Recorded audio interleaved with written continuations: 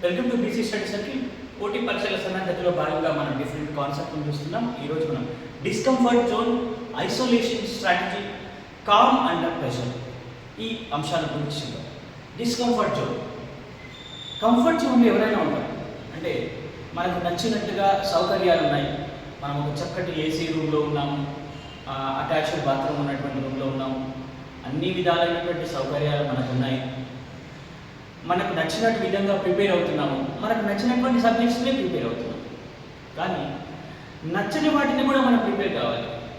సహజంగా ఇప్పుడు సోషల్ సైన్సెస్లో ఉన్న వారికి మ్యాథమెటిక్స్, అర్థమెటిక్, రీజనింగ్, ఇంగ్లీష్ ఇట్లాంటి వాటికి కష్టంగా అనిపిస్తుంది. ఇది డిస్కంఫర్ట్ అనిపిస్తుంది. ఇది కంఫర్ట్, అది డిస్కంఫర్ట్.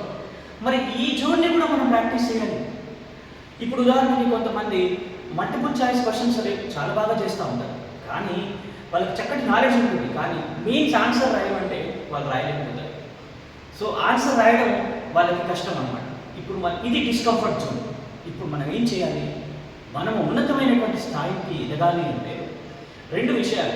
మనకు ఇష్టం లేని, మనం కంఫర్ట్గా ఫీల్ కాని సబ్జెక్టుల పట్ల, టాపిక్స్ పట్ల, విషయాల పట్ల కూడా కంఫర్ట్ని మనం క్రియేట్ చేసుకోవాలి. ఈ డిస్కంఫర్ట్ జోన్లో ఉన్న వాటిని కంఫర్ట్ జోన్కి ఎలా క్రియేట్ చేయడం మనం మార్చుకోవాలి అంటే రైటింగ్ ప్రాక్టీస్ ఉంది. ఇప్పుడు నేను మెయిన్స్ ఆన్సర్ రాయలేను, రెగ్యులర్గా రైటింగ్ ప్రాక్టీస్ చేయండి. రోజు ఒక 5-6 పేజీలు రాయండి, రోజు 10 పేజీలు. ఇప్పుడు మొట్టమొదటిగా మీకు అది డిస్కంఫర్ట్గా అనిపిస్తుంది, కానీ కాలం గడిచే కొద్దీ మీరు అందులో పర్ఫెక్షన్ అవుతారు. అది కంఫర్ట్ జోన్లోకి తీసుకుపోవడం అనేటువంటిది ఈ విధానమైనటువంటి రీతిలో జరగాలన్నమాట. సో తర్వాత ఐసోలేషన్ స్ట్రాటజీ. గుంపులో ఉన్నప్పుడు మనము ఆ గుంపు యొక్క ప్రభావానికి గురవుతాం. నలుగురిలో ఉన్నప్పుడు ఆ నలుగురిలో ఉండేటువంటి ఆలోచనల ప్రభావానికి గురవుతాం. ఎవరో ఒకరు దానిలో డామినేట్ చేసి అతని ఆలోచనలను పైపే మనల్ని తీసుకెళ్ళేటటువంటి అవకాశం ఉంటుందన్నమాట. కానీ ఐసోలేషన్ స్ట్రాటజీ ఏంటంటే ప్రతిరోజు కూడా మనం ఉదయం లేవగానే లేదా రాత్రి పడుకునే ముందు ఒక కొద్దిసేపు మనతో మనం గడపడం అన్నమాట. ఏకాంతంగా ఉన్నప్పుడు ఏం జరుగుతుందంటే మన ఆలోచనతో మనం ప్రయాణం చేస్తాం. ఎదుటి వాళ్ళ ఆలోచనల యొక్క ప్రభావానికి గురి కావడం తక్కువగా ఉంటుంది. వాస్తవానికి మన ప్రపంచం, మన శక్తి సామర్థ్యాలు, మనకుండేటటువంటి బ్యాక్గ్రౌండ్, మన లక్ష్యాలు, మన ఆలోచనలు, మనకుండే సమయం, మనకుండే రిసోర్సెస్ గురించి ఎదుటి వాళ్ళకి తెలియదు. కానీ వాళ్ళు ఏదో చెప్తా ఉంటారు, దాని ప్రభావానికి గురి అయి మనం అలాగే వెళ్తూ ఉంటాం.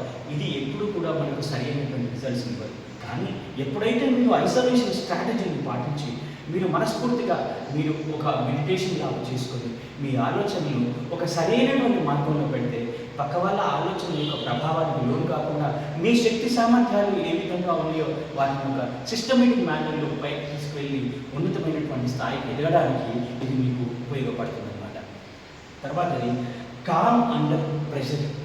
సమస్యలు ఎవరికైనా వస్తాయి, కష్టాలు కన్నీళ్ళు ఎవరికైనా వస్తాయి, కానీ మనం కామ్గా ఉండాలి. ఎంతటి ప్రెషర్లో అయినా తుఫాను వచ్చినప్పుడు చాలా నిలకడగా పడవను నడిపిస్తాడు చేశాడు కదా నావికుడు. ఆ విధంగా ఎన్ని కష్టాలు వచ్చినా కూడా 1,00,000 కష్టాలు రాని, ప్రపంచమే నీ ఒంటరి వాడిని చేయని, కాలయముడే నీ ముందుకు వచ్చి నిలబడని, కథలకు మెదలకు చెదలకు అదలకు బెదరకు అంటాడు ఒక మహానుభావుడు. సో సమస్యలు వచ్చినా కూడా మనం ప్రశాంతంగా ఉండాలి. Calm under pressure. ఇది మహా సమస్యలు కావచ్చు, ఎగ్జామ్కి జీవిత సమస్యలు కావచ్చు, ప్రిపరేషన్కి సంబంధించిన సమస్యలు కావచ్చు, ఏ విధమైనటువంటి సమస్య వచ్చినా కూడా మనం కామ్గా ఉండాలి. ప్రశాంతతలోనే ఫలితం వస్తుంది, అద్భుతమైనటువంటి ఫలితం వస్తుంది. ఉదాహరణ, లాస్ట్ మినిట్ ఎగ్జామ్ అవుతుంది, చాలా కంగారు పడాల్సిన అవసరం లేదు. మనం ఏం చేయాలి? ఉన్నటువంటి సమయాన్ని బెస్ట్గా విధంగా ఉపయోగించాలి. పేపర్ చాలా కష్టంగా వచ్చింది, అందరికీ కష్టంగానే వస్తుంది కదా, ప్రశాంతంగా ఉండాలి, అప్పుడు బెస్ట్ రిజల్ట్స్ వస్తాయి. సో ప్రశాంతతలోనే ఫలితాలు ఉత్తమంగా ఉంటాయి. Com under pressure. సో ఈ మూడింటిని మీ జీవితంలో భాగంగా చేసుకొని ఉత్తమమైన ఫలితాన్ని పొందండి. Wish you all the very best.